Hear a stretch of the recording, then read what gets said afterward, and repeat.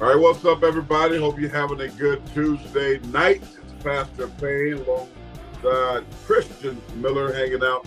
The Miller's Edge podcast. A lot to get into on this night. Of course, grown man football. First week of playoffs in the books. Going to get into some of that. Will it be Tom Brady's last game? Or will he choose to do it again at 45 years old? We'll talk about that, get your thoughts and opinions. Of course, Alabama got movement on in the coaching staff. Pete's gone. Pete Golden's Ole Miss for Lane Kiffin. And then tonight or early this afternoon, we're moving on the offensive side of the ball. So we can talk about that as well. Who's going to be the next two coordinators in Alabama. So we'll get into all that. Plus, talk a little bit more college ball, too. I want to chime on a couple things concerning NIL and transfer portal, just stuff that I'm learning as I try to educate myself in that realm as well. So we got all that to get into on episode 3 of the Miller's Edge. Christian down in Tuscaloosa. I'm here in Columbia, South Carolina. Of course, Christian, y'all been dealing with some storms and rain down there, huh? We have, it's definitely been storming in Tuscaloosa, but pretty nice weather today. Ended up being sunny, so always thankful when the sun's out. Yeah, be glad when that sun gets out and get some of that vitamin D. Let's get right into it. Man. What a great first weekend of the playoffs. I mean, one of the best that I know I've seen and witnessed in a long time. The games were phenomenal. I mean, epic comebacks to Tom Brady taking on the Cowboys last night, Monday Night Football. He didn't play well. The Bucs didn't play well. They're done. Buffalo, Miami ended up being a really good ball game. Cincinnati, Baltimore, Lamar Jackson. We'll talk a little bit about that too in his situation. So a lot of stuff to get into as it pertains to the National Football League in week 1 of the playoffs. But I don't know what you thought, Christian, but I thoroughly enjoyed watching the games. All of them were really good and competitive and a lot of fun. Yeah, no, I agree. I thought it was a lot of good football played, and it's the playoffs, as you know. That's when things pick up. We saw some chippiness as expected, but man, we saw some big comebacks too. Jacksonville with Trevor Lawrence, leading those guys to a huge comeback. I think they were down like 27 points in the first half at one point, and they found a way to make it happen. And he finally flashed some of that ability that a lot of people thought that he was capable of when he was drafted. So, they got a big challenge ahead of them, but, it's good for them to get that win. And, I think it just goes to show you that those offseason additions that they got, in Christian Kirk and Evan Ingram, guys of that nature, they were a little criticized and scrutinized with some of the additions, thinking they might have paid them a little too much, but hey, it looks to be paying off. It looks like they're getting a good return on their investment, and they're heading to the next round of the playoffs. Yeah, let's start with that game because that was one a lot of people changed the channel, right? Everybody like, man, 27-0.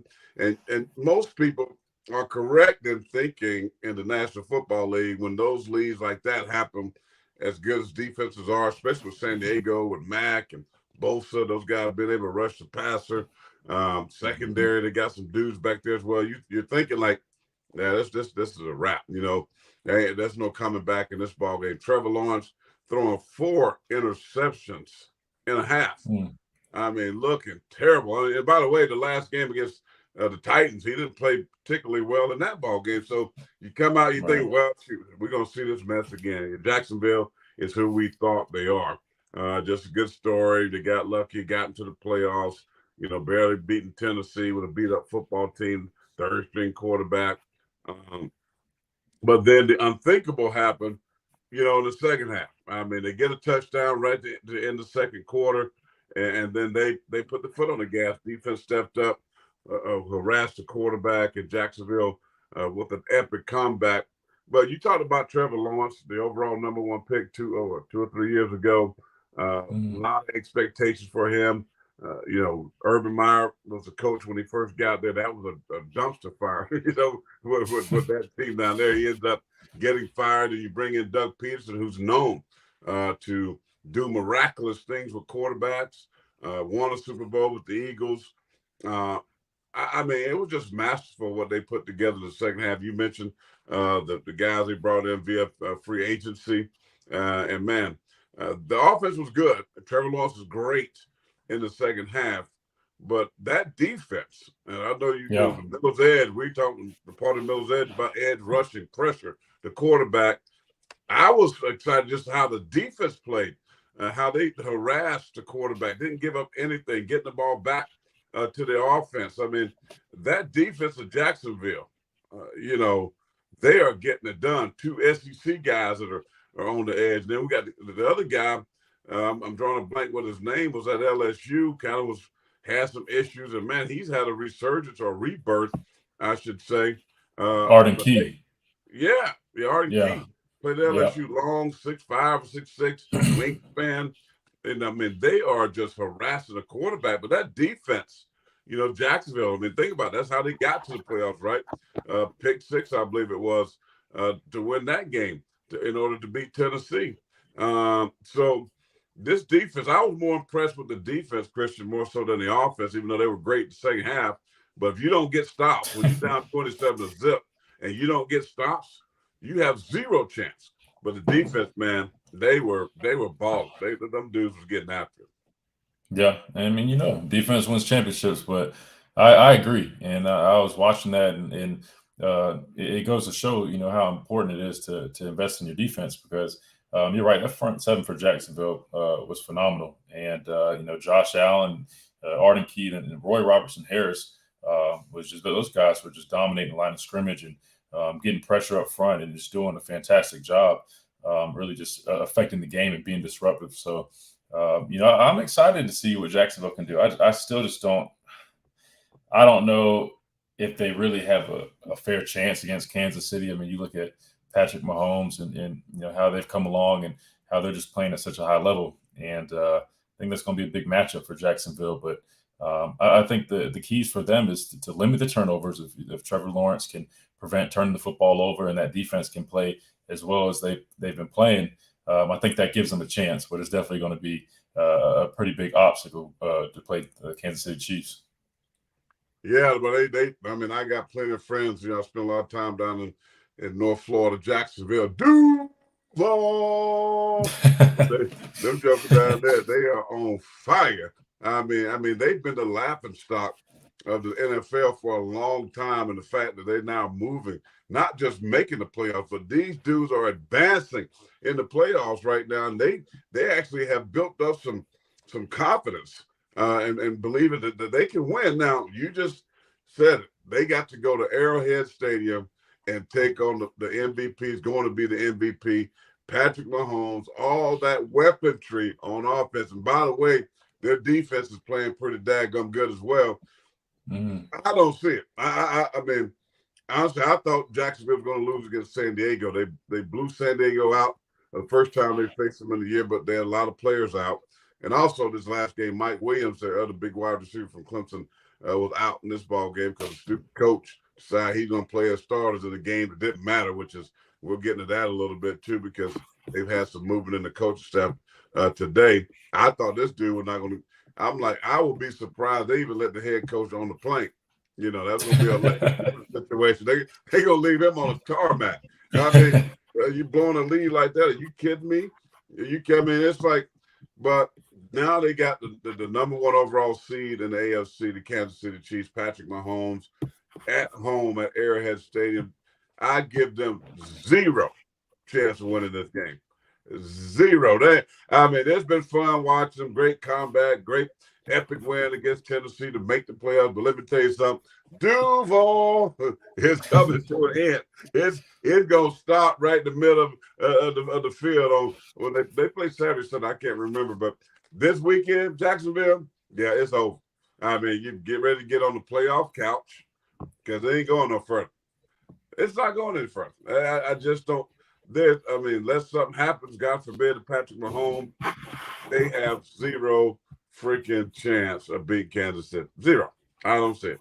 Like Trevor Lawrence, I appreciate him going to Waffle House and sharing with the folks, but all that good stuff. Nah, it ain't gonna happen. No, I agree. And even if they don't get past Kansas City, I think they're on the right trajectory and they're doing a lot of good things in Jacksonville. And I think they definitely can build off the success that they've shown and had this season. So I think big things are coming from them in the future, even if they don't advance past Kansas City. But I want to ask you about your team, the Giants. They came up with a big win against Minnesota at Minnesota. And man, Daniel Jones, Saquon Barkley, man, really stole the show. And the Giants look pretty good. I think they have a chance. I think if they keep executing and they keep playing together and being disruptive and just ultimately doing what look, Coach Dabo's a great coach. He came from Alabama and I have all the faith in him. And I know he's implementing a lot of good stuff for those guys. And as long as they're executing, I think they have a fighting chance. So talk a little bit about that and what you saw from the Giants. Yeah, that was a good game. I had confidence that they could beat Minnesota. Minnesota, of course, I played for Minnesota too my last year. I actually had both my helmets down in a little place down in Pollard's Island. We had some barbecue. All of the New York people have moved down to Pollard's Island, and I've become a lot friends with a lot of these old retired folks. But it was fun watching. But I had faith that the Giants was going to win this game because, a month or so before that, they lost on a 61-yard field goal. Minnesota won that game. But the Giants didn't play great that game and still had a chance to win. So I thought that Daniel Jones could play well. Daniel Jones didn't turn the ball over, that they will have an opportunity to win the ball game. But the play calling, I thought Daboll just was masterful with the offensive play calling. The way they utilize Saquon Barkley, not sometimes making him the main running back. They moved him around. They put him in the slot. They motioned him. They did a lot of different things. Daniel Jones, 76 yards on the ground rushing. Also, over 300 yards passing. Converting third downs. They were just flawless on the offense. Now, we know that Minnesota's defense is not real good.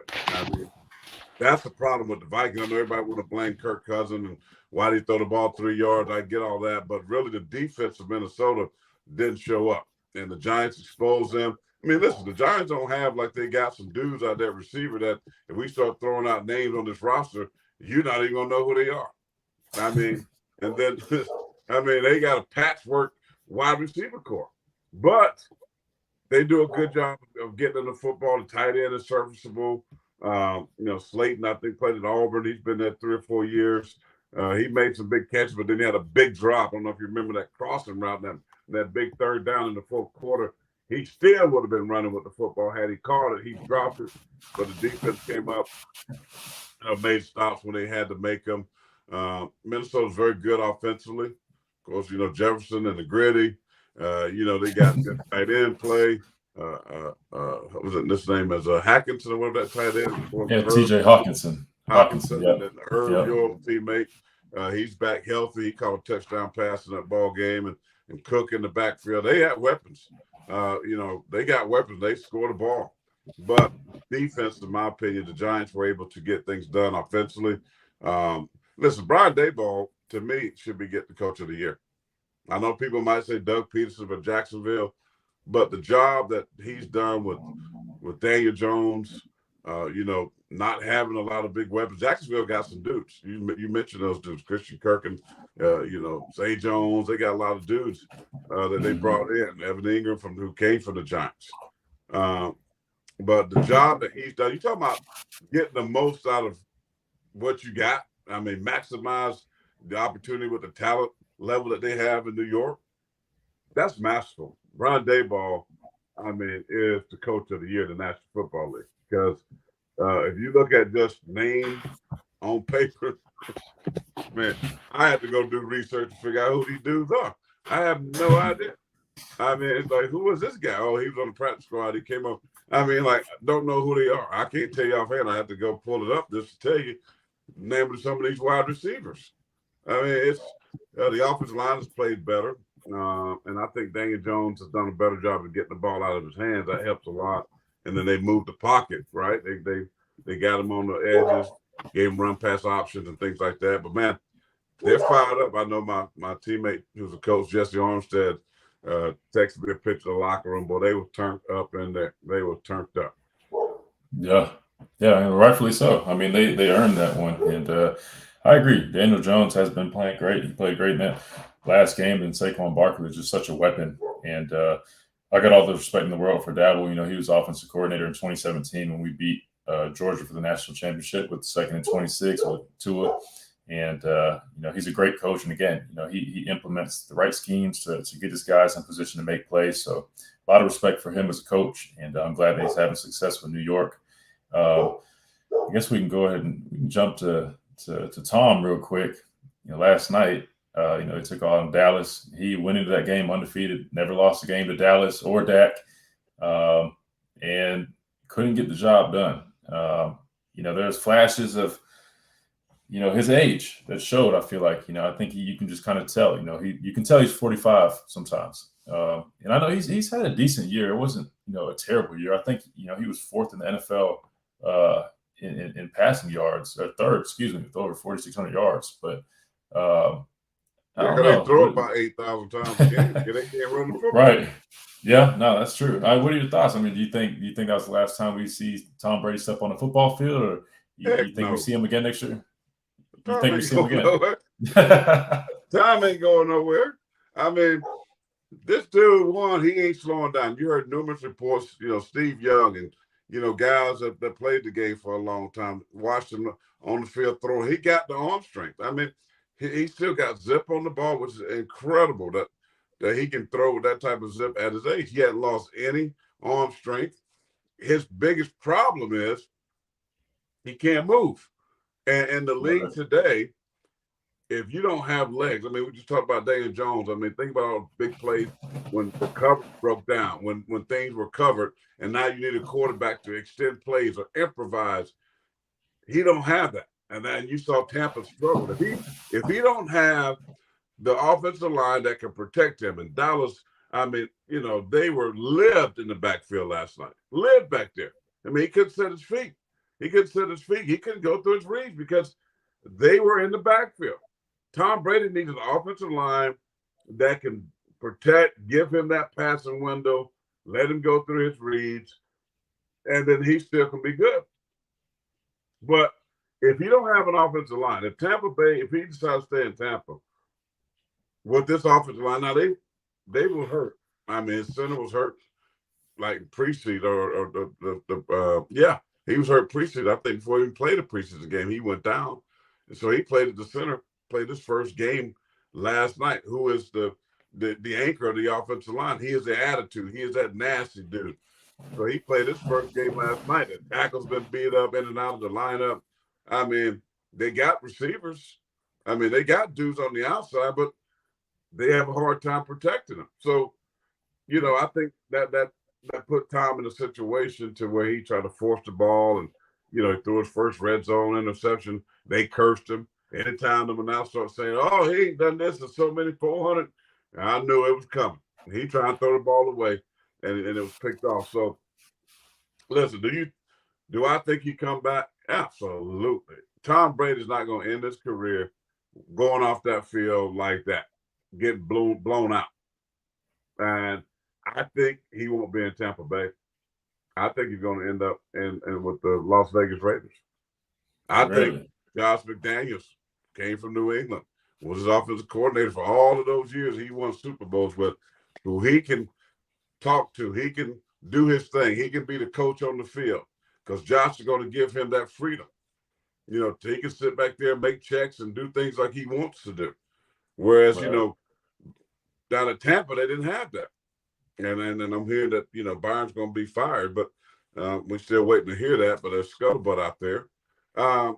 Listen, I don't think he's done. He has his family, such his personal life with his wife, and that situation. That ain't going to be the thing that holds him back. And I think knowing the competitor that he is, uh, I don't think that's the visual that he wants people to see. I think he wants to leave this game with a curtain call, right? It's like I'm walking off this field, I'm waving to the crowd. This is it, a curtain call, and not by just playing horrible football. He don't want that last game to be because listen, what do people remember that last game? We can talk about Yeah. 7 Super Bowls. We can talk about all of the other stuff that he's accomplished and done. But here's reality. People remember the last game, how he looked. Oh, he looked terrible. Yeah, he threw for 300-something yards, but it was terrible. 2 touchdowns, 1 pick, but it wasn't Tom Brady. He wasn't comfortable. So he ain't going nowhere. He may not be in Tampa Bay because I think we're going to see changes there. People going to yell even for the coach's job, which I think is ludicrous. I was just saying that last night, but Byron Leftwich, the offensive coordinator, a lot of people think he should be gone. And so I don't think that's going to be enough to keep Tom there because you got to look at the offensive line, how they get beat like a drum. He won't last the season. He's going to go somewhere that's everything is in place, or the team like Tampa did when he first got there. What did they do? They spent money, brought all these pieces so it can be the way Tom wanted it to be. And I think the Raiders, with Derek Carr is gone, he's gonna go. You know what? We got Josh. Well, they got to be able to pay Josh, which that might be a problem.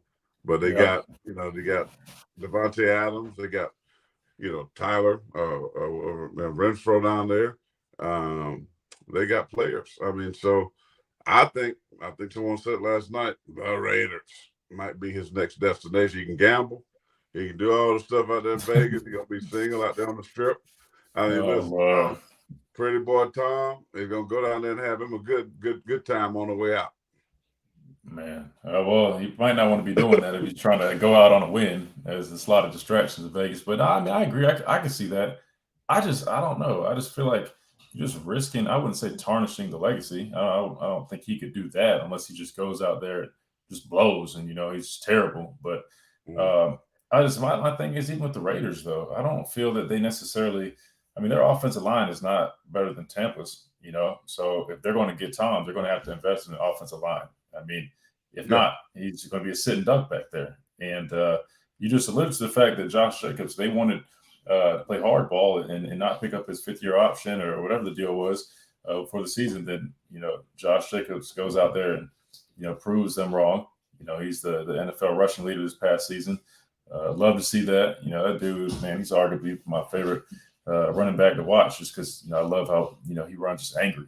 And I'm glad to see that he had the success that he had, especially dealing with that with his team. But no, I can see Tom landing there now. Now that you put it in perspective, I definitely could see that. I think it's just time for him to go sit down. I know he's still like I still feel like he has it. Like I know he can play another year. It's not that it's not a question of if he can. Like I know he can. It's more so it's like should he though? What is like? Look, I'm gonna read this off. Like, what does he have to prove? Like, 7-time Super Bowl champion, 5-time Super Bowl MVP, 3-time NFL MVP, 2-time Offensive Player of the Year, NFL Comeback of the Player of the Year. I mean, all pros, 15-time Pro Bowler. Like, I mean, the list goes on and on. Not to mention all the records he holds. Most career quarterback wins, passing attempts, passing completions, passing touchdown. Like, I mean. He's really at this point. I mean, I think you're right. If he plays another year, it might as well just be his curtain call, just to round up, encore, running it back, let everybody see me one last time. Because man, this guy has nothing left to prove. But you mentioned he should have played till he's 50.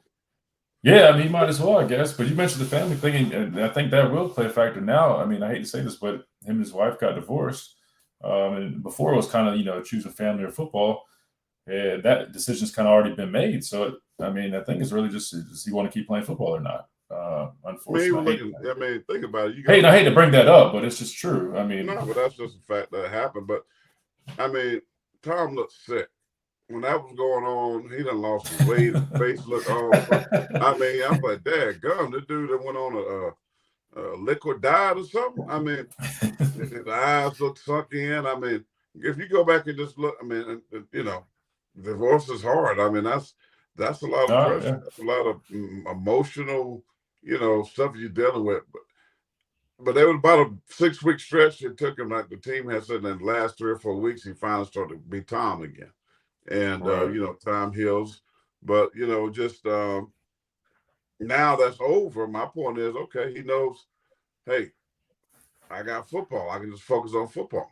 And Or he got $300+ million, and we keep forgetting about this, but he got 350-something million Fox deal. Wait, this, I mean, it Yeah, it's just, waiting on him. It's how already much set it, up. I mean, he just said that this, I mean, like the dude I made up, like, when I'm Right, done, I got 350 million to go in the booth and then talk about football. I mean, right. he ain't hurting for nothing. But dude's gonna be a billionaire before it's all said and done. I mean, so He needs to invest in the team if he hasn't already. I could be wrong. I might need to look that up. But Patrick Mahomes, you know what he did? Once he got that big contract with Kansas City, you know, he put money into the sports franchises in the area. And he's already seen a major return on investment. He bought soccer clubs, men and women, I believe. Shoot, I mean, he's smart with his money. I'm sure Tom probably has plenty of stuff working, but I mean, that would be my well goal if his, I'm Tom. his I'd buy a ex-wife team. got money. So I don't know if she Yeah. came out of his wallet, but who knows? I don't know that they kept that private, but I mean, she's probably had more money than he does. I was about to So say she might. Let me ask you about this. I know I jumped to Tom, but going back to we got the Ravens and the Bengals that played, and Lamar obviously didn't play. He's dealing with a grade 2 PCL, which people have to understand. Those things take time to heal. But I was talking on Big Noon Sports, and I was saying, look, if he's not 100%, because I was hearing people on NFL Network and guys saying, oh, I played through this, put a brace on it. My thing is, they won't secure him on a long-term deal. If he goes out there and risks, further damaging his knee, he ultimately is risking the longevity of his NFL career. And I just don't think that's smart to go, hobble around on a 60, 70% knee. When this team won't even secure you to a long-term deal, mind you, they just made Roquan Smith, the newly acquired linebacker from Chicago, the highest paid middle linebacker in NFL history, I believe, in money earned per season. So I think he did the right thing by not trying to force himself to play if he wasn't ready. Now, obviously, it's a different story. If he was 100%, he was choosing not to play. I think it's a little bit different. But I think we've gotten to know Lamar well enough. And if you know his competitive nature and his character, this guy, he wants to compete and he wants to play. I mean, he showed that, by going into this season, even without that long-term deal, not sitting out. He went ahead and went out there, went to training camp, played in the preseason games, played in the regular season, no questions asked because he bet on himself. And he just likes to compete. So I don't think you can question his character. I think he just clearly wasn't ready to play. And unfortunately, he wasn't able to suit up. So I get your thoughts on that Lamar Jackson situation, but also just your overall thoughts on that game. His backup Tyler Huntley came in there and wasn't perfect, but he almost did enough to win the game. He had a costly mistake, trying to reach the ball over the goal line. I think he was from like the 3-yard line when he tried to stretch it out, which is a huge mental error. And Cincinnati, I think he might have been trying to be a hero right there. I don't think that was a smart decision, but Cincinnati capitalized on that and knocked the ball loose, and it fell right in Sam Hubbard's hands, which he then took down for a touchdown. It was a pivotal point in the game. But there was a questionable no call on that return where people were wondering that if should the refs have called a block in the back. I think the guy gave up his back somewhat, and you see the guy who started to block him. Then when he finally realized that it would be a block in the back, it kind of came off. He never really made too much of a shove. He started to and kind of came off of it. I think it was kind of if they wanted to call it, they could. If not, so be it. I think it was just kind of 50-50. right. So I didn't have a problem with the no call there, but a lot of people were outraged by that. They felt that should have been a block in the back. So if you want to give your thoughts on Lamar Jackson and in that game and maybe that call. Well, first of all, that call, none-call, because it was blocking the back. I mean, you extend the You arm. think so? When you extend your arm and hit the man, what do they teach you? If you can see the jersey number, don't touch it. That's a rule that goes back to Pop One. When you playing at Polo Road, he used to tell you, if you can see the back of the numbers on the back of the jersey, don't put your freaking hands on, because it's a foul. Right. I mean, so it was a foul. By rule, it was a foul. Now, numerous times we've seen, a lot of stuff didn't get called by these officials. So, but Huntley should have known. You had a 3-yard line. If you go back and watch Doug Peterson pull Trevor Lawrence on the side, and when he stuck the ball out, they got a touchdown. But Doug Peterson was saying, "Be smart." He's telling him to be smart. Don't do that because the defender's going to swipe the ball. Right. And that's what happened to Huntley. And you 3 yards out. I mean, you're not 6'6". No, you're not Cam Newton. Maybe if you Cam Newton, but he's like 6'1". Huntley's like 6'1". Yeah. So, and then he's going to look crazy talking about this. Bro, you ain't even nowhere close to breaking the play. What are you looking at? He's looking crazy at the fish talking about touchdown. Bro, you wasn't even nowhere close. So that was a dumb mistake. I mean, listen, I'm with J.K. Dobbins. I mean, run the freaking football. I hate offenses that you 3rd and 1, 4th and 1, 4th and goal on the 1. Why are you in the shotgun? And run the ball, get on the center, run the ball, dive over the top. Walter Payton used to go from 3 yards out, man. He'll launch himself in the air and to get in the end zone. But was he holding the football like that though? Not like that. I was about to say, he didn't expose it like that. No, he didn't do that. But anyway, the call was what it was. Should have been a block in the back, but it was dumb play by Huntley. He played okay, but you got to think two turnovers by him led to points. The interception led to points. Fumble led to points, and eventually cost him the game. So, and that's what J.K. Dobbins said. If Lamar Jackson would have been playing, which I totally agree, they would have won the game. Now, because Lamar Jackson is just that dude that's, you got to defend everything. He can throw it. He can run it. He makes good decisions. I mean, he puts pressure on the defense. He makes the coordinators call defense different. And listen, I ain't mad at Lamar Jackson at all. And do I think Lamar Jackson is milking this injury? I do. But I ain't mad at him because they had multiple opportunities. This dude came into the league, Heisman Trophy winner, in his 2nd year, won the most valuable player in the entire National Football League. Been great taking his team to the playoffs. I know he hadn't gone deep into the playoffs. And he's a guy that hasn't had a lot of big-time help either as far as receivers are concerned on the outside, right? So you don't want to pay him. So why would he subject himself going out there playing, knowing that he relies heavily on his legs and playing in the game when you ain't going to pay me? When I'm going to sit here, why am I going to sell out to this football team? Robert Griffin, I love RG3, good dude, but he's acting the fool. What he said was foolish.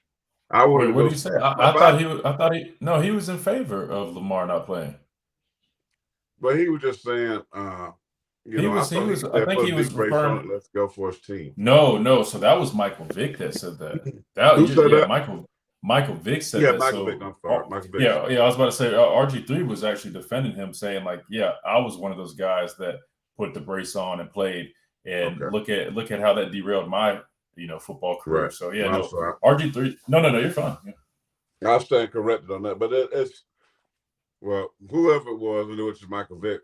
Michael Vick, reached to the TV and ear slapped him because I'm like, dude, you got your money, and you invested in dog kennels and all fighting. Okay. Oh man. So there we go. No, I'm just saying. Now you're gonna sit here and try to tell this man, put a knee brace on. Michael Vick was one of the dudes that didn't even work hard. Come on, man. See that what I'm saying? Sometimes these former players, they get the gig, they get on TV, now they lose their freaking mind.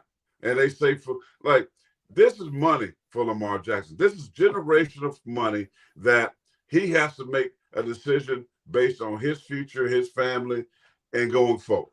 So, if he's got $400 million, or if he got Deshaun Watson money, who by the way was suspended and had all these suits, he got $230-something million guaranteed. This man has won NFL MVP, Pro Bowl, numerous All-Pros. You don't want to pay him, but yet you want me to go out here and risk getting hurt more Now you can come back and then turn, which we know the NFL, all they're going to do is come back and use that against you in negotiations. So why? Right. So I got this thing. I got a little, looseness in my knee. Well, I'm been tagged franchise tag money, which is a lot of money, but I ain't got 232. I ain't got 250 guaranteed, so I ain't going there playing. So Right. yeah, my brothers, my team, I get all of that. But here's what I know: them brothers, if you don't get your money and broke one day, they ain't got nothing to do with you. They ain't hollering, they ain't breaking you off.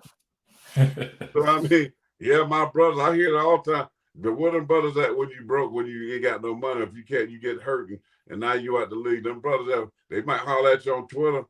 We all quit the prayers and thoughts and prayers. That's one of the biggest things. Everybody, thoughts and prayers. Now, what about thoughts, prayers, and some checks? I mean, what about Right. thoughts, prayers, and helpabrother.com? I mean, I like the thoughts and prayers. No, just give me prayers. Don't worry about no thoughts. I don't even know what that is. What the darn you mean talking about thoughts? What is thoughts? Thoughts and prayers. No, prayer. Pray. I don't care about the thoughts. Just give me the prayer. And if I'm hurt, give me some checks. So I ain't mad at Lamar Jackson at all about what his decision. And I do think he made a decision because had he had $300 million, had he had that contract of guaranteed money, now he's covered, he's protected. Now, brothers, hey, dog, let's go. Let's go. Okay, take this thing up, give me a knee brace. Let's see what I can do. Oh, I ain't got no problem going out there because I got 235 guaranteed.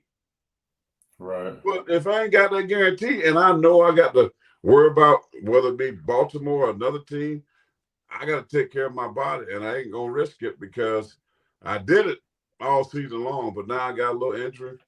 I ain't doing it. So, Michael Vick need to shut up. They need to drink a cup of that shut up. Talking about knee brace and all this. Let's go. He know darn well he wouldn't have done that. I mean, he'd been doing the same thing if in that situation that Lamar Jackson is doing. So I'm with RG3. I'm with everybody else is saying. A lot of people even said Lamar Jackson should just set out the whole year. A lot of former players have said that. If you ain't gonna pay me, I'm just gonna stand around here and get franchise money. I mean, which is stupid. I don't know what Baltimore's doing. I mean, I think they're making a huge mistake. They don't want to trade him or let him go. That's how I feel about it. Yeah, no, and that's my thing. It's like, why are they so reserved and hesitant to pay him like that? Now, I think they might have extended a couple offers, but I don't know if it just was too low in his opinion or just for the market value he felt was too low. I'd have to go back and look at the numbers, but it leads me to believe if he was their guy, if he was the guy that they felt could lead them to a Super Bowl, he was their long-term guy, they would do whatever it takes to get the job done. Which I feel like he's proven that. Like you said, I mean, he was the MVP, a couple of years into the league, and he is the most dynamic quarterback, arguably in the NFL, because he gets a lot of flack for his throwing ability, but he can throw just fine. He can make the throws that you need. But what really is dangerous is clearly his legs. You alluded to that you have to game plan him differently.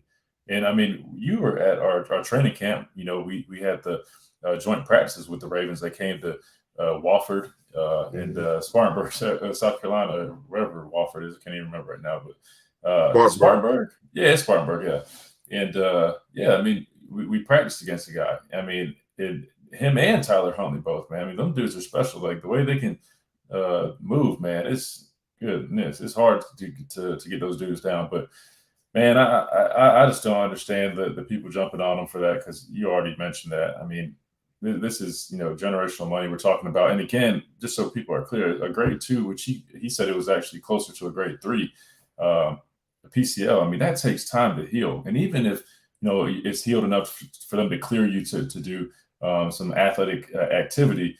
There's no way that he is going to feel 100% enough to perform the way that we're used to seeing him perform. The way he plays requires him to be able to stop on a dime and make those hard cuts, put his foot in the ground, and really turn the ball upfield quick and with a lot of force, because that's how he plays the game. He's not just a pocket passer quarterback sitting in the pocket.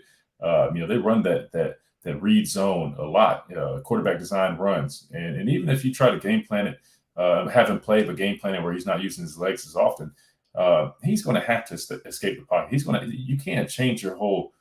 I'd almost rather play with Huntley, who I can open my whole playbook open to, other than have Lamar in there, who's only playing at 60%, and we're basically only doing the light version of the offense, running 6, 7, 8 plays. So it is what it is. I hope they figure that out this offseason, because he's more than deserving for that extension. He's proven himself. He's been a great role model in the community. He does a lot. He loves Baltimore. I know he wants to stay there and he wants to be there. So hopefully they can get that deal done. But I really feel like they'd be foolish if they didn't get it done. I think the other game we didn't hit on is the 49ers and the Seahawks. Briefly, I mean, you want to offer some thoughts on Brock Purdy and that 49ers team? Do you think they have a chance at going all the way with the young Brock Purdy at quarterback? I know he's young and was Mr. Irrelevant if I'm not mistaken, but yeah, he was. If you watch them, he just provides that it factor for that team, and the guys are rallying behind him. They spent all those picks on Trey Lance, but this appears to be the guy that you want to move forward with. I mean, this guy executes the system flawlessly. It feels like he makes great reads. He just seems like he is fit for this offense, and he is doing a great job producing for them and getting it going. And I think even with his lack of experience, I think he offers a lot of potential and gives them a fair chance at going far in the playoffs. So you want to offer some thoughts on 49ers and Brock Purdy? Yeah, you said it all. I mean, I'm really impressed how he's playing, especially as a rookie. Played his first playoff game. Wasn't the dude got confidence. I mean, he didn't look nervous. He didn't have the deer in headlights look. I mean, he looked like he'd been playing ball for 10 years. And that's what I look at. I mean, and he knows the offense. And they're built for a guy like that to have success because they got Debo, they got Christian McCaffrey, they got tight end, they got they got Fullback, everything. they got Kuz check, Right. They got Kittle. offensive line, they got other receivers. I mean, they're loaded. And by the way, their defense is terrorizing, right? And so, yeah, I like this team is built. They run the football. They got weapons. Chris McCaffrey, Debo runs it, he catches it. They can hit you deep over the top. If you bring the SWAT safety down, try to get in the box. They got everything. So I like the 49ers team. And I'm glad that the Cowboys are going to get them because I'm sick of them. And so I think they're going to wear out Dallas. Dallas does what Dallas does. I mean, they give you a glimpse of greatness, which we saw last night. I mean, their fans are turning cartwheels. First time they won a playoff game in 30 years on the road. And they finally did all that stuff. And now they got a short week, by the way. Monday night, to get back. Your schedule's going to change. You got to fly out on when they play Saturday, so they probably play Sunday. But you got to go out there 2 days early because of the West Coast trip. So they're probably going to leave Friday, so the short week. You had to move things up in the schedule. So 49ers at home. Listen, I think this team is going to I want to see San Francisco and Philadelphia. I think, and I'm saying as a Giants fan, but I think that would be the best game, if I'm being honest. So, I think, despite him being a rookie, you can forget all that because all the weapons that he has, and he can get the ball. He distributes the ball well. A lot of things are safe passes, and he can extend plays. He moves around. He's good with his feet, and he's tough. I mean, so he looks like he's 18, but he plays like he's 28. Mm-hmm. And so I like what he's doing. I mean, forget the Mr. Relevant, all that stuff. To me, he's Mr. Relevant because he's a first-string quarterback. Jimmy Garoppolo, Trey Lance goes down. Garoppolo, they signs. He comes and plays. He goes down, and now you got your third-team guy. And listen, this was from Iowa State, I believe. And so he has played big. I mean, he's going to have to play big because Dallas defense is going to cause some problems. Dallas can't get at the quarterback. So it's going to be interesting to see. And I know Dan Quinn, the defensive coordinator of the Dallas Cowboys, one thing that they do, and you know this, when you got a young quarterback, they're going to bring pressure.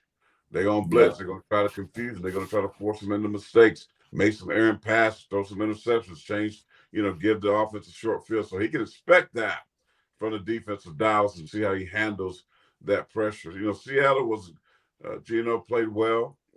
They seem like they're going to sign him to a long-term contract, keep him in Seattle. But they run a great team in my opinion. But this Dallas game should be good. I mean, Dallas got the players to match up. They got the talent to match up against San Francisco. Defensively, both were really good. And, Will Purdy outplayed Dak.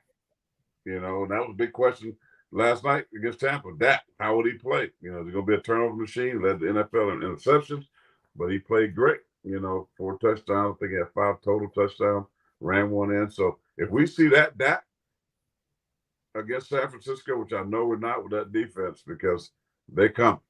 And so, but if he does somehow plays the way he played, I think they'll have a chance to win on the road. But I like the 49ers team, largely on their defense, and they can run it with McCaffrey. They can run it with Debo. Greg Kittle, that tight end, is a dog. I mean, he's tough. He's run after the catch. He blocks. And then they got was it Aju? I can't pronounce it. Got one receiver who's Brandon Ayuk, I think, and then that fullback. yeah. They got Kuzcheck. They got players weapons. Yeah. Yeah, They definitely got some weapons. Last one we didn't touch on yet, I think, was the Bills and the Dolphins. Now, obviously, the Dolphins were down, Tua Tagovailoa still in concussion protocol. I think definitely a smart move on keeping him out the rest of the season after suffering what appears to be 3 concussions. I think only 2 were on the record, but appear to be 3. And I believe Teddy Bridgewater must have been out with the injury, if I'm not mistaken. he dressed. He was dressed. Well, then maybe he was good to go, but they went with Skylar Thompson, the young, inexperienced guy who's kind of, he's played, when he's got in, he's played decent, and he got the nod, I guess. And look, they didn't look like they had a chance early on in the game, but man, they played pretty well in the second half, and ultimately only lost by 3 points. They really had a chance to win it almost. I don't know. I don't know how I feel about the Bills playing the Bengals. I do think that obviously the Bills ended up getting the home field advantage. Buffalo, how that is. The fans and that atmosphere is going to be electric. It's a tough place to play, especially during the playoffs. So I think Joe Burrow is going to have his hands full when they travel up to Buffalo for this one, and I think it's going to be a good matchup. You got Josh Allen versus Joe Burrow. Both teams didn't play their best, this past week, but I think we're going to see much improved teams on both sides of the ball. And look, it's going to be an interesting matchup. Last time they faced each other was with the unfortunate injury to Damar Hamlin, who's doing a lot better, and he's now back in Buffalo at home. But man, it's definitely going to be. I think the initial opening to the game is going to be pretty emotional because what happened last time they faced each other. But I think in the end, I think Buffalo is probably going to pull through with this one, really, because they got that home field advantage. But what are your thoughts on that big matchup? Yeah, Buffalo is they haven't been playing great as of late, in my opinion. Right. I think they just kind of been just skirting by it, just really just not playing good, crisp football. I mean, turning it over. I haven't been overly impressed. And listen, I mean, to go through what they went through a few weeks ago, 3 weeks ago, however long it's been Monday night, what happened to their teammate, Damar Hamlin. I mean, mostly trying to pick back up. I think that has something to do with it, how they kind of playing. They've been a little sluggish, and it's understandable. But at the same time, we know with Josh Allen and Diggs, they got players. I mean, so tight end's been really good, making big plays. I think Buffalo's going to be right there. I think we're going to see Buffalo and Kansas City. I do. I think that's what we're going to see in the AFC Championship. And I think they are the 2 best teams now. Cincinnati, Joe Burrow, a lot of people like them, but Cincinnati's down Jonah, your former teammate, Jonah Williams, dislocated his kneecap. I think he had a knee injury, a torn ACL too before. And he's been better this season. I mean, but he got knocked around pretty good. I think they're only down to 2 starters on the offensive line. So I think Cincinnati's good, but I think Buffalo's a notch better. And I think we're going to see Kansas City, Buffalo play for the right to go to the Super Bowl. I think, Joe Burrow has had, Josh Allen has had Patrick Mahomes' number here as of late. So that's going to be very interesting. I mean, I think it's going to be very interesting, but I don't know how these, since the game, they talk about neutral site and this team wins. I don't know how all that's going to work out about playing in Atlanta. I mean, so we got a lot of different things there, that could play a part, I think. Yeah, no, I agree. All right, so we wrap up the playoff conversation. Just get a quick prediction real quick. You got, all right, Kansas City, Jacksonville. I'm obviously going Kansas City. Your take. Listen here, Fabio. If you don't know what I'm talking about, Fabio is that dude that played quarterback at Clemson with all that long hair that goes to the Waffle House after a game and eats some scattered, covered, smothered, and chunk. Well, that's what's the going to only happen. way to get him. That's getting ready to happen to him. He ate it the other night, but he getting ready to be scattered, covered, smothered, and chunked. And might as well throw some ice and dice in there too, whatever that is, tomatoes and something. So no, Jacksonville, they don't have a chance. No, they don't have a chance. It's Patrick Mahomes. It's the Kansas City Chiefs. Listen, that Arrowhead Stadium, man, I've been there numerous times. That place gets loud and it's cold. Them boys can't play in the cold weather. Now, Fabio gonna be cold. He gonna be over there with his coat on and trying to find the bench heaters, and they gonna get wore out. I mean, so I like Kansas City. I'm with you. Meek says hello, Meek. How are you? Glad you're joining us tonight. All right, we just went over Buffalo and Cincinnati. Obviously, I think we both went Buffalo on that one, right? Yep. At Buffalo. Yep. All right. Yeah. All right. Then we had your New York football Giants in Philadelphia. I hate to do it, y'all. I think I got to go Philadelphia on that one. I'm rocking with Jalen, but I think it's going to be a close game. I think it's going to be closer than some people might expect, especially the way New York's been playing as of recent. And Jalen kind of coming off that shoulder injury. I don't know if he's back to 100%, and I think that's a huge factor in this game. So I'm leaning towards Philadelphia in that one. You on the same page, or are you going to stick with the G-Man? Well, I'm not on the same page as you. No, I'm going the opposite direction because here's the deal. I'm trying to get something. This is what was said to me after the Giants game. They said live in the locker room. You know what I'm saying? And these boys, my teammate, my former coach there right now, they sent me the video, man. This hype. Boy, these dudes are balling. And listen, we talked about Brian Daboll. Listen, they just played Philadelphia 2 weeks ago. The Giants sat their starters. And Jalen and the Philadelphia Eagles struggle to beat the Giants with backups. I got to think with Saquon, Daniel Jones, the way the defense is playing, they're going to figure out this RPO game. I mean, I normally pull for Bama boys, your teammates, Jalen, Devontae, the center, drawing a blank his name, he starts. I mean, there's a lot of tide. Yeah, there's a lot of tide over there, but there's some tide in New York too. McKinney's right there. We got the big tackle. We got dudes that's lining up on that side. So I got to go Big Blue. I think Daboll pulls it out. Daniel Jones protects the football. Saquon's going to have a big day running the football. And, fly, Eagles fly. Well, they're going to lose some wings. Giants will play for the NFC Championship game against San Francisco. We're going to see. Just don't forget, Philadelphia's got a defense now. Don't forget that. Philadelphia's defense is not Minnesota's defense. So just remember that one. And then last but not least, San Francisco and Dallas. I'm going to go with Dallas. I just think that defense is really going to dial it up and pose a lot of issues for Brock Purdy.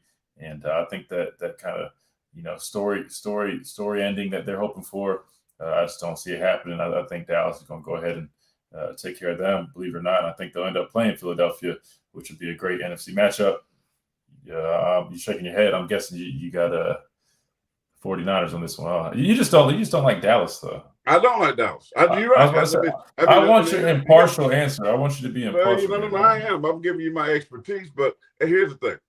The NFC East has 3 teams left in the playoffs. We used to call it, when I played, it was called the NFC Beast. That's how good the teams were. They have shown back up. But here's the thing with Dallas. We just talked about this. 30 years, the first time America's team, it's a joke, went on the road and was able to win a road playoff game. And guess what they beat? Yeah, I know it was Tom Brady. I understand it was a GOAT, but they was 8-9. Tom Brady and the Tampa Bay Buccaneers is a losing record in the playoffs. That's no shocker that Dallas won.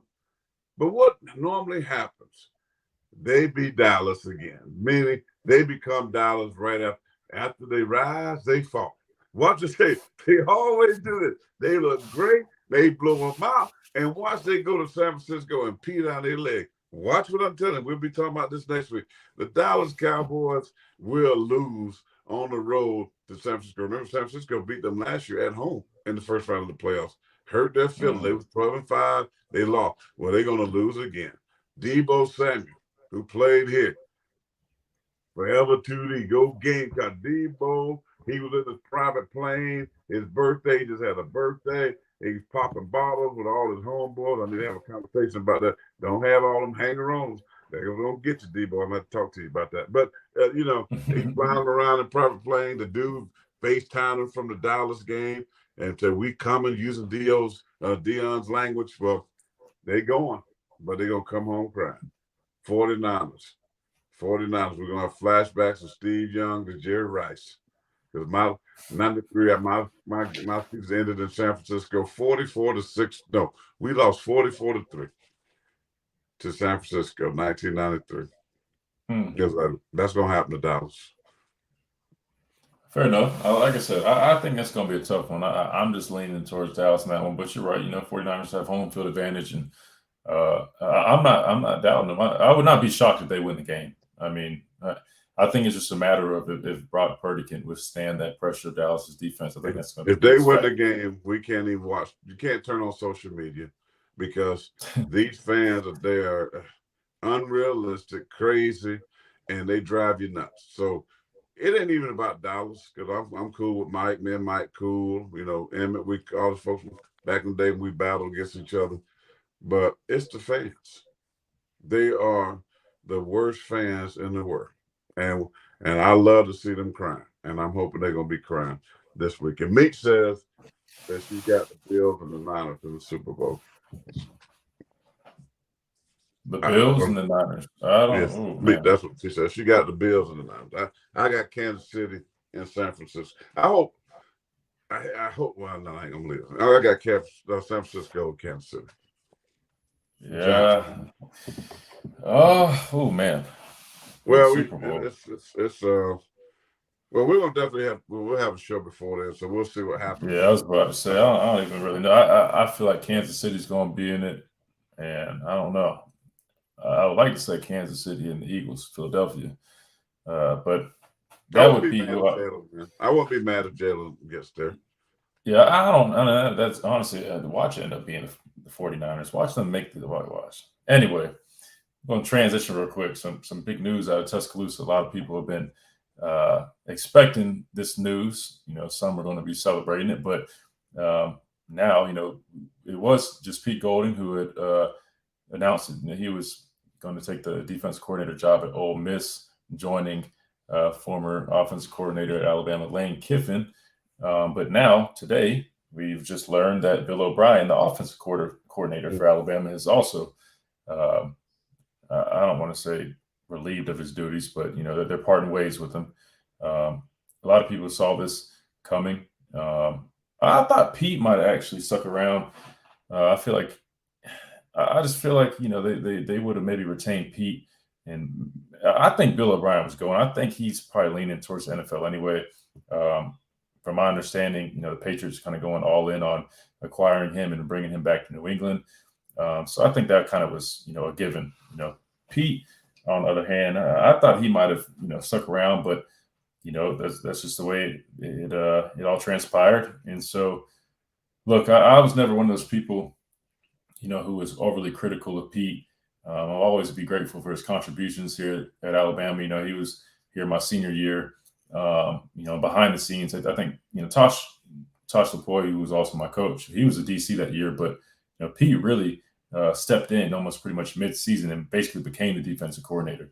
He had a little more experience coming from UTSA, and Coach Saban really liked him. He was a young guy who was really innovative and very creative and offered just a new kind of fresh mind, if you will, with our defense. And I always liked him. He's always been a player's coach, always respectful of his players, always wanted to get to know his players on a personal level. A great teacher, really likes to be instructional and explain things to guys, breaking it down for them. So I hate to see him go, but I wish him luck at his next tenure at Ole Miss, obviously, except when he's playing Alabama. But I think it'll be interesting to see who they bring in. A lot of names have been thrown around, like Glenn Schumann. I don't know if you remember him, but he was at Alabama when I was there. He was, I think he was a GA. Right? Yeah, so he's actually the co-DC. Yeah, co-DC, but from my understanding, he's the one calling the plays. But man, you talk about a bright guy. He was almost like that unsung hero, that guy that no one knew about when he was here. But behind the scenes, he was so special and so vital to our program, even though he wasn't in an on-field role. Just behind the scenes, he was just so effective at really helping our defense out. And a lot of people have been throwing his name around. I don't know if I see him leaving Georgia, so I don't know if I necessarily see him, but you got Todd Grantham, who's on staff at Alabama, has defensive coordinator experience at Mississippi State, Georgia. Maybe a guy like that. I wouldn't be surprised if they go after a guy maybe like a Will Muschamp, who's also at Georgia. He's coached with Coach Saban prior. He's coached with him at LSU. He has experience as a head coach, defensive coordinator. He brings that fire and intensity, which I think is going to be imperative that the next defensive coordinator brings with him, because I think that's one thing that we really need to get back to, is establishing that identity of physicality and toughness amongst the defense, that enforcing mentality, that making your opponent quit.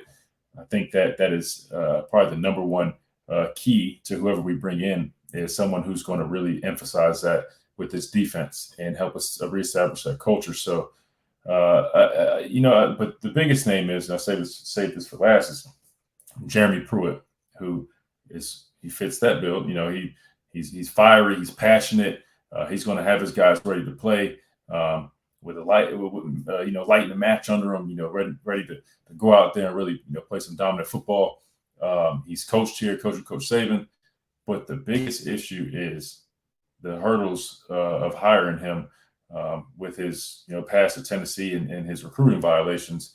Now, there's a McDonald's right there on McFarland, isn't it? yeah, he's probably going to be banned from the McDonald's on McFarland. But it's one of those things where, can we hire him? I think we can. I think it's just a question of what are going to be some constraints that come with that. Is he going to be limited in his recruiting? Like what type of policies are going to be in place if you hire a guy like Jeremy Pruitt, who's coming with that quote unquote baggage, and yeah, I hate even saying that, because you know. I mean, right. He's that happens in college football. He just got caught doing it, and if you look at Alabama's track record, you take a guy like Bo Davis. Bo Davis got in trouble for some minor recruiting violations. I think he just was talking to a recruit during a dead period or something like that. And I'm sure there's been mutual interest in bringing him back, and we still haven't. Now, is that because of the limitations that he would have if he came back? I'm pretty sure he's already served his quote-unquote sentence, so I don't know what it is, other than maybe the board here or whoever's in charge, they care more about the morals and the ethics of who we hire. So I think that would be a large hurdle in itself. But I would like to see a guy like a Jeremy Pruitt. I think he would be a home run hire. I'm hearing it's the guy from, is it Wisconsin, or was it Leonard? Yep. I hear a lot of good stuff about him. Jim Leonard.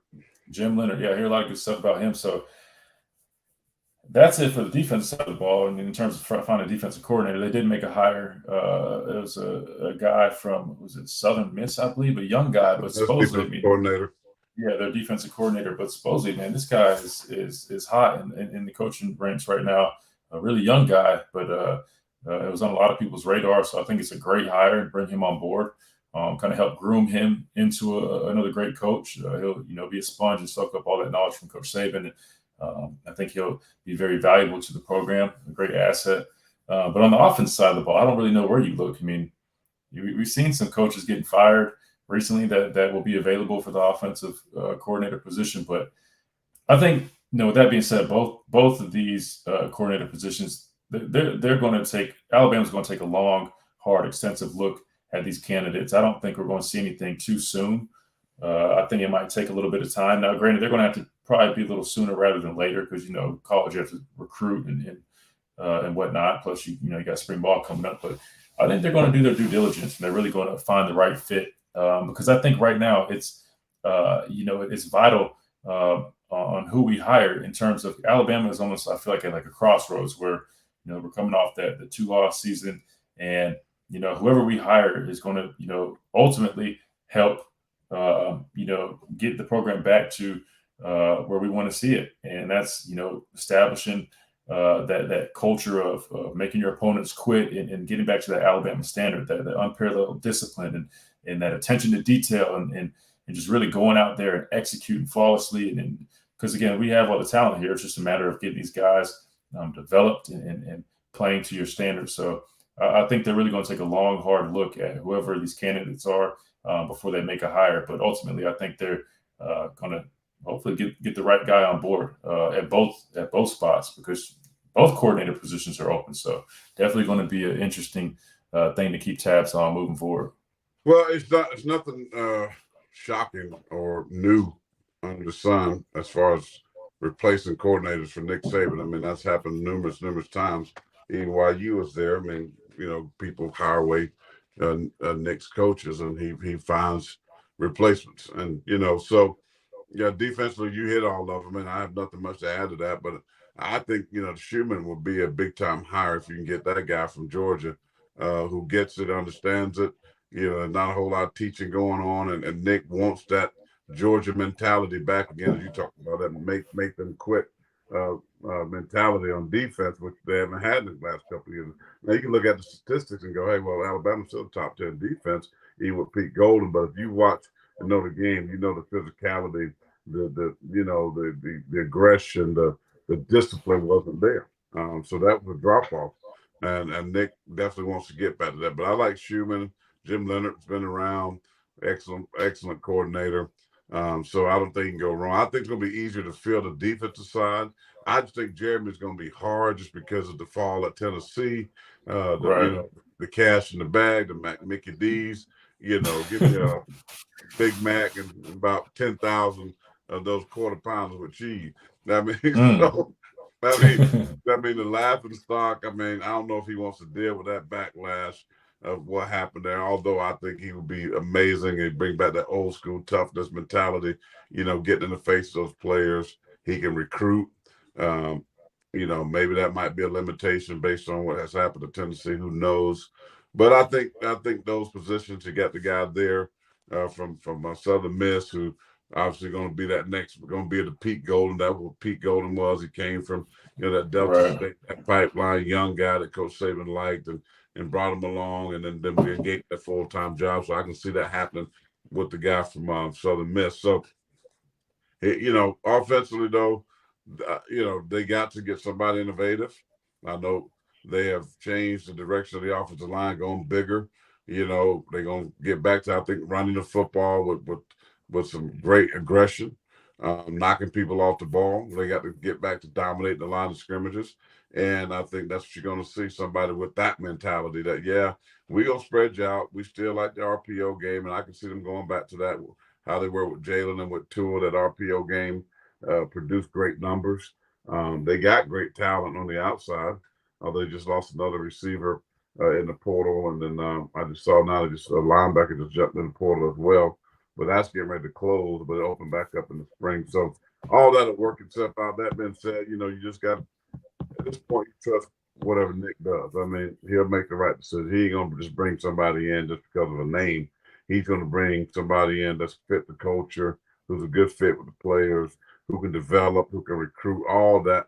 They're gonna have to encompass all of that. I mean, so because recruiting is huge there, so somebody got to have a great pedigree there as well as the ability to develop a lot of young edge rushers. They got coming in to play defense. So um, they got to find defensive tackles. They got to get back, and I think that's been the missing link too. They haven't had the play. I don't think they had the edge guys, but they haven't had the play on the inside. They got to get defensive tackles that are nasty, some dogs in there because uh, look what has happened.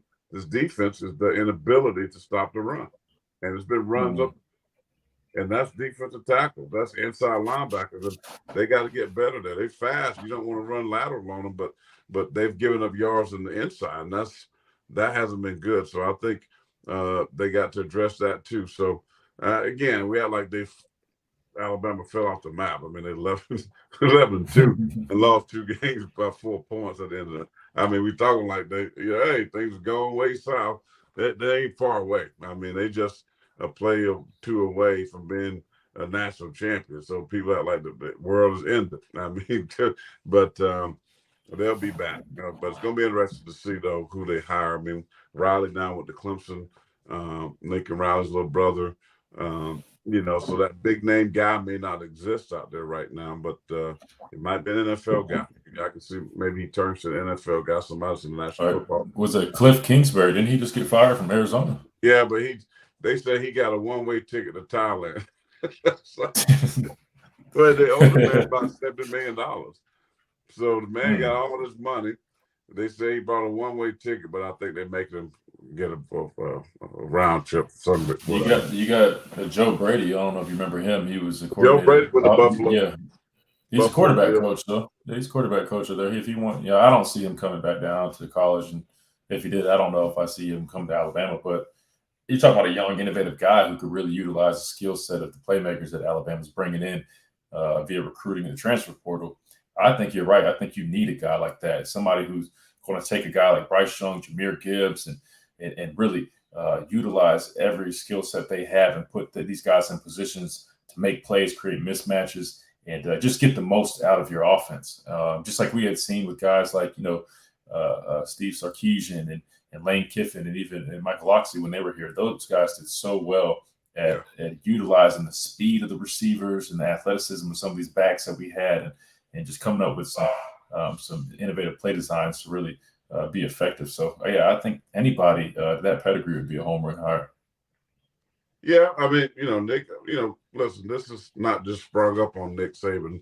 I'm sure he's been preparing for this all along. Score update, Alabama's in action tonight. They lead Vanderbilt early in the first, 9:55 left. 19-15. Alabama's basketball team ranked number 4 in the country. I know, man, you went to a game, and I know you've been back as well. This basketball team has got some great talent and definitely got the ability to make some noise in the NCAA tournament. So it's interesting to watch. I know South Carolina was in action. I was trying to pull their score up. They're playing Ole Miss tonight in SEC action, but I can't get the score up for some reason. But how have they looked this year? I feel like they've I think they're kind of average, huh? Lamont Paris is a good guy. I think he's a good coach. I mean, they got Gigi Jackson, 5-star recruit from right here, Columbia, out of Ridgeview High School. Ridgeview. We're gonna be a one and done guy. Oh, really? I didn't know about that. Just 17. He might just turn 18 years old, but they lost a lot of players when Frank Martin left. A lot of the starters, and so we got a team full of portal guys, and all of them not excellent players, but they're around 500. I mean, they beat Kentucky. They're on the road at Kentucky, and they beat Clemson, who's leading the ACC right now, undefeated in the ACC in basketball. So that should say I pulled that up. I think they lost today to Ole Miss 70-58.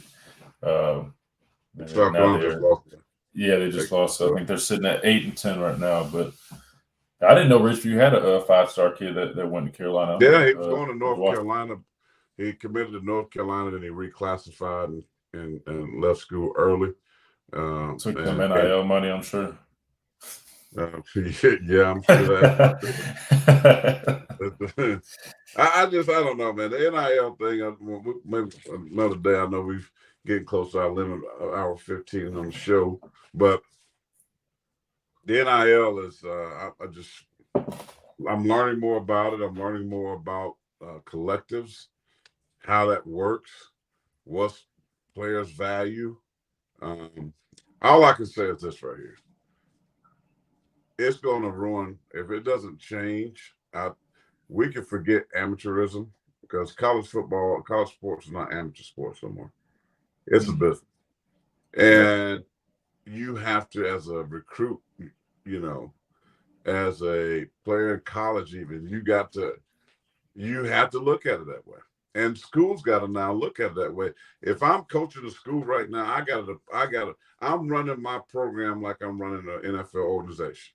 I got the player personnel. I got a group over here for college scouting and recruiting. I got free agents recruiting, which is this is the transfer portal for as college is concerned. I got people in all of these departments monitored, and I know that every year I'm going to have to say, who are my guys? It's almost what we call Plan B back in my day. We had a Plan B, like a team could protect certain players, right? So, like, I had a 2-year deal when I first came out, and then, but still, they only could protect like 35 players. Meaning, if they didn't protect you, you were subjected to be a free agent, and I always was protected until free agency actually came. So you have to almost look at college football like I got to have a department to say, okay, here are the guys we can't afford to lose, and they got to get money. Now the school can't give the money. It has to come through NIL deals. But we know that the school somehow, some way, got to get involved with some kind of way of somebody saying, these are the guys we got to find deals for. These are the guys we got to make sure they're taken care of, or else we're going to see the Jordan Birch who leaves South Carolina, the Jaheim Bells, these guys that are starting. These not guys that are not playing and saying, well, I'm going to, because I can't get on the field, I'm going to just try. We see guys that are starters, several-year starters that saying, I'm out. Why are they leaving? Not because of the team. They're leaving because somebody's coming and said, hey, I'll give you $1 million. We got $1 million NIL deal here if you come and play for us. And that said kid goes to say, hey, listen, I know I will try to get to the league. That ain't problems. I got less than a 1% chance of making that. But if I got a guaranteed meal over here now. So if they don't and can't match it, what's going to happen? That kid's going to move. Or they go to the portal and they want a kid. And the kid says, well, I got, 300,000 over here that they offer me. I really want to go to your school. But, I would need somewhere close to that. Well, if the school can't find a way to get him that money, the kid goes to school where he really don't want to go, but he goes because of the bag. So all this stuff, man, is, it's just ruining college football. It really is. And it ruins it from the perspective of fans. They identify Christian Miller, Alabama fans, as a road tiler. I mean, he's for life, and he's 5 years you were there. You waited your turn. Like fans now, players gonna be gone. I mean, it's a revolving door.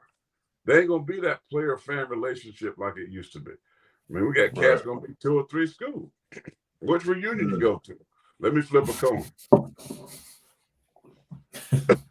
I mean, 5 schools. It's ridiculous. I mean, Rice, Georgia, West Virginia. I mean, I want kids to get paid because I think schools are benefiting.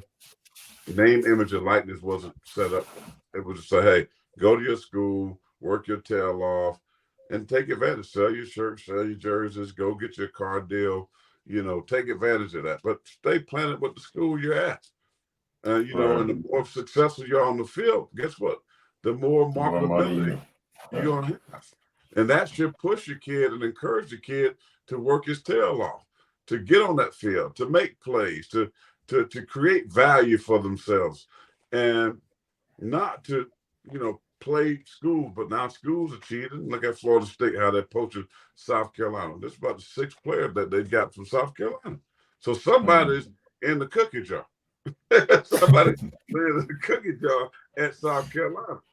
And so it's taken away from that program. Then you got to replace them. And then finally, it's hurting the 3-star kid that is a developmental kid that probably is going to be a decent player, but it's going to take some years to build up.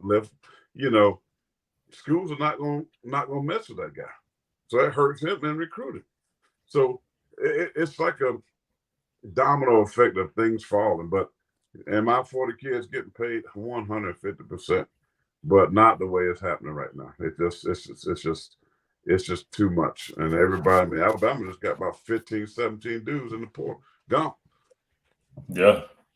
Well, I don't know if this might be music to your ears, and I don't know if you've heard, but they've basically just passed some new rules for the transfer portal, and Yeah. uh, One time, right? One pass. right, yeah. So yeah, I was about to say. In summary, is you get the one time that you're unpenalized, you can transfer, you can play immediately, and then after that, it's only going to be basically a case by case basis where they'll review it and they'll decide whether you can be immediately eligible or not. So almost like the old school way, where that's what it was for the longest time. Which anytime you transferred, originally you never were immediately eligible under unless it was very special circumstances. But yeah, I think that's very equitable for both sides. It's fair to the players. They get that one-time pass where if something's not working out, they have the ability to transfer and they're not penalized.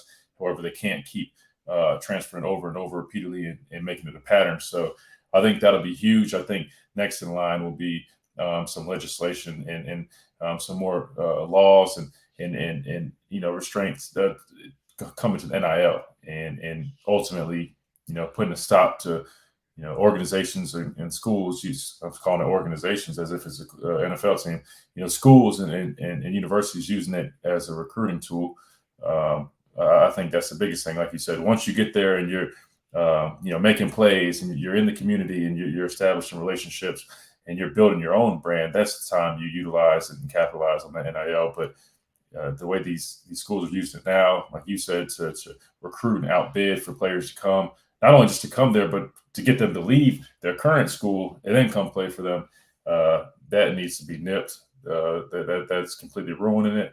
And I think that is ultimately the biggest issue with NIL. So I expect fully that there will be some changes coming to that next, now that we've seen them make changes to the transfer portal rules. And I think it's rightfully due, because right now it's just wild, wild west. People are picking up and going. Whoever's got the most money, I'm going there. And it's just too much, man. Way too much. So hopefully they get that cleaned up. They get the money and they don't like and they can't ball, and they want to leave and go somewhere else to try to get money. I mean, what did you hear the Florida guy? There's the Florida commit, and this could be speculation, but at least this is what the reports are saying, is that he had some $13 or $16 million NIL deal in place at Florida, and right after he signed it, he found out they weren't going to be able to honor that $13 or $16 million deal, and he basically said, "Hey, I want to be released from my letter of intent." And I think they kind of came out and tried to say, "Oh, that's not the case. That wasn't the deal. It was other circumstances." But that's what the reports are saying, and makes you wonder how many of these NIL deals are legitimate, and are these kids are they being told lies to get the, like, what happens? You sign there, you get there. What happens if you don't get that $500K you're promised? Like, what are you going to do? They ain't smart about it. But again, the school can't do the deals, so they're not supposed to. But clearly, it's being done, right? Well, come on, we know that's happening. Right. Somebody's making contact, and even through the collectives, we know that we know so and so needs to get so and so. I mean, that ain't hard to do. I mean, let's just be honest. Right. But it ain't one school. That's every school. So, which I don't have no problem with that. Now, the 13 million, that's just unfathomable for me. That how you gonna give somebody that hadn't played one down, had completed one collegiate pass, $13 million. I don't have a problem if he get that ball and give him whatever. Listen, make it happen. But that to me is just ludicrous, right?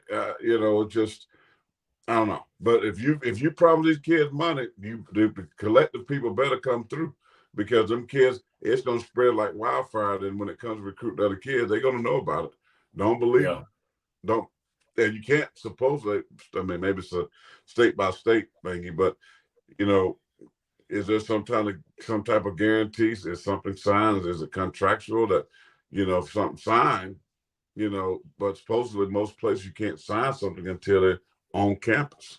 They sign it at school. So ain't like you can, take a high school senior, sign a contract and say, hey, we're gonna give you $10 million as soon as your LOI, letter of intent, is done. Then here's your check. Just like you get in the NFL back in the day, I signed my name, yeah, thank you, da, da, da. Boom, boom, boom. Here's your $1 million signing bonus. Wasn't no direct deposit back when I played. So here's a paper check. Yeah. I'm reading this article where it says, and again, this is what the article says. It's on theathletic.com. It's saying basically he had a $13 million NIL deal in place at Florida. And supposedly, I guess that contract ended up falling through or something, and basically just crumbled. And I think there's issues with who was going to be responsible for paying what. Again, I feel like they probably were just selling this kid these false realities and writing these blank checks. And then when it came time for people to pay up, I guess the Gator Collective and those boosters weren't trying to pay that $13 million. So don't write no check your A can't cash. yeah, well, I guess they couldn't cash it because there's an issue. But again, I'm reporting that from theathletic.com. That's just what I'm reading. But man, it's just could you imagine he would be making more than every single coach, even his head coach. $13 million. He making NFL. He making 5-year NFL. Man, I mean, yeah, and that's what I'm saying. That's what's being reported. I mean, who knows the truth? I don't think. The problem is true number. it's not going to hold no water because you can't sign anything. So right. Somebody like have his mouth on here, but it's like for him, somebody could say we're going to make sure he gets $10 million when he signs, but if you don't have no contract in place, it's just word of mouth. Don't be responsible that you can sue him. You ain't got nothing to sign. You say anything. If you don't sign it, no money. You can't hold nobody accountable. Oh, it's a he said, she said. Well, they said they're gonna give me $13 million. Okay, where's the paperwork? Ain't no paperwork. Oh, well, null and void. I mean, because there's no contract signed. So I mean, that again, these are things that's going to happen. I mean, that's why I'm like, okay, you better make sure. It's like the Manning kid, Arch Manning. He's probably he gonna get his money. Promise you that. Well, they got oil money, so I don't know. Texas A&M, he got all this money, but it's the Manning family. You ain't gonna mess with him. So I don't know. A collective at Florida dropped the ball somewhere, but I mean, I was told that they about 6-7 quarterbacks in his class that was way better than him, and he's got a $13 million NIL. I mean, I don't know. I just that's just why I'm concerned. But I have done my due diligence and talked to people that run one and just getting all the information, how it works, and so I can be as mentoring kids and things, you can be up to speed on how that stuff works because. Just make sure you're mentoring them on managing it too, please. Yeah. Please make sure you're mentoring them on managing it because that's the most important thing. Taxes and all that, man. That's all because I mean, if they don't have someone to really explain how those things work, you're right. I mean, they're just going to get this lump sum of money that if they knew how to invest, if they knew how to set up a Roth IRA or these mutual funds accounts or things that they can even use to grow that money, it can be a great thing. And then, they need to be well informed on taxes because, quite frankly, Uncle Sam's going to want his piece of the NIL money too.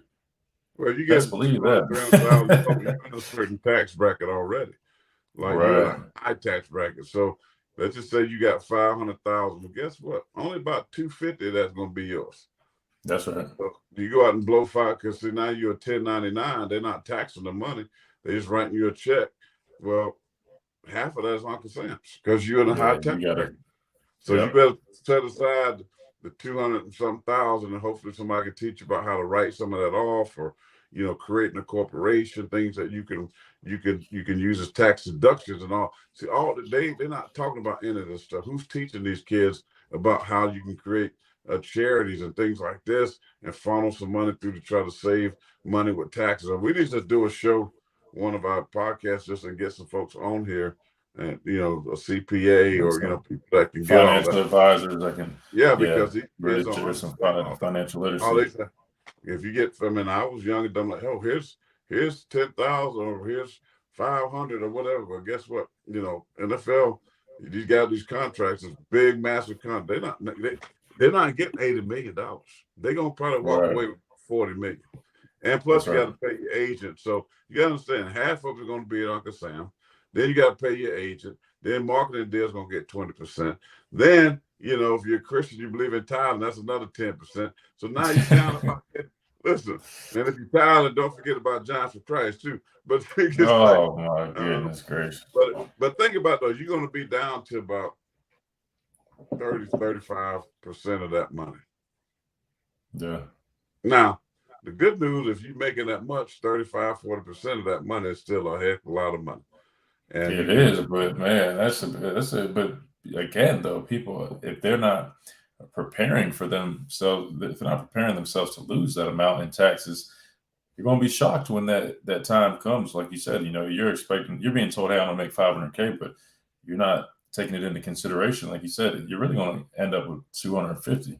So you need to budget as if you only have 250. Like that, those are the things that need to be in place for these guys. And I think most of these schools have that once they get here.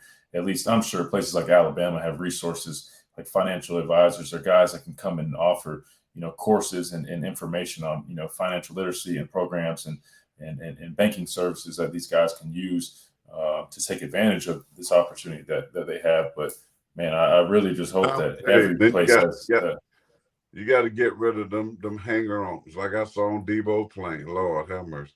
Like all 100%. Popping, they all gonna be there.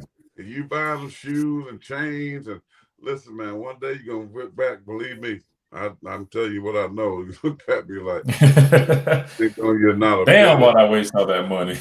And when it's done, they ain't nowhere to be found. I mean, these kids, Right. You can't take care of everybody in the hood. You can't take care if you can't become everybody's bank. You can't become all these different things, because that's what's going to happen. You're going to get latch on us. Now, all of a sudden, they ain't going to first citizen. They come, now they first citizen. No, I mean, it's just like, no. It's like all these things that they need to hear. But I'm put together a CPA and somebody sports that doesn't sport. I think that's a good podcast and a talk about that, and that people can learn from it, because all these dudes are getting them checks and they're going to roll out, and they got the Gucci bags, they got the Louis Vuitton, they got the white bottoms and whatever bottoms y'all call them. Red bottoms, man. Red bottoms. And whites and, all of that. I mean, listen, better hold on. Trust me, I'm with you. I'll take that 250,000 and put it in a high yield dividend portfolio and just let that money compound and just keep reinvesting it. Trust me, I'm with you. I wish I could get that across all these guys, because they have no clue how much more money they could have if they just put it in the right place. Like, again, if you make that much money, it's okay. You want one Louis bag, one Gucci bag, or something cool. No, I mean, splurge, but you can, what I'm saying? Just put away, limit it, man. Live off your interest, or live, so take some marketing money to splurge and do other things and trips. Right. Or buy and appreciate an asset. Like like if you're gonna buy jewelry, buy something like a Rolex. Watches, those aren't bad investments. Sometimes they actually are increasing the value.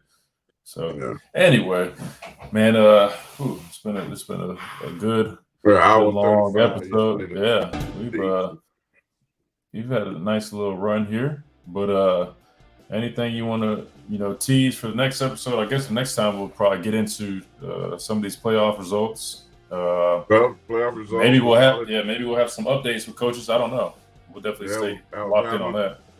that. Obviously, we'll do South Carolina stuff here. I know. See what happens here as the portal is closed, I believe, as of now. I think 19th maybe, but it'll open back up in spring. Got all season training, playoff football, of course, basketball. I love talking some basketball too. So a lot of good stuff happening. A lot of good stuff happening in the world of sports. But I do want to circle back with some maybe CPA, some advice for these young kids. I think that'd be great. Yeah. No, I think so too. And maybe next time we can even have a guest join us. Maybe we can get one of my teammates on here, guys that finished up, finished with the season. So, yeah, we'll plan on that next week, and definitely got some exciting stuff coming really soon. College guys, appreciate everybody. Well, college no, guys, how much can you give me for coming on your podcast? Absolutely nothing. We'll give you a plethora of knowledge, some experience. Yeah, exactly. Yeah, you can learn a lot. But appreciate everybody tuning in to the Miller's Edge, episode 3. Looking forward to some big stuff coming up soon. Christian Miller here, my dad, Corey Miller.